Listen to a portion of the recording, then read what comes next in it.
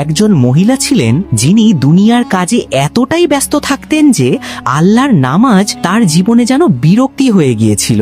মাগরিবের সময় হলে তিনি রান্নায় ব্যস্ত থাকতেন, নয়তো কখনো কাপড় গোছাতেন, আবার কখনো বলতেন এখনো তো সময় আছে, একটু পর পড়ব। কিন্তু একটু পর কখনো আর আসতো না। এভাবে অনেক দিন কেটে গেল। মাগরিবের নামাজ তার জীবন থেকে চিরতরে হারিয়ে গেল।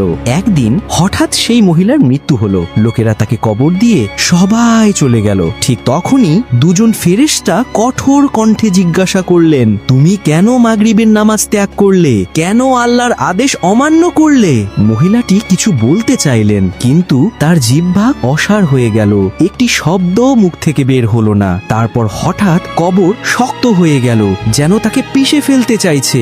নিচ থেকে উঠল জ্বলন্ত আগুনের শিখা, আর কবরটি রূপ নিল এক টুকরো জাহান্নামে। তিনি চিৎকার করে উঠলেন, হে আল্লাহ, ভাগ্যিস যদি আমি কখনো মাগরিবের নামাজ মিস না করতাম।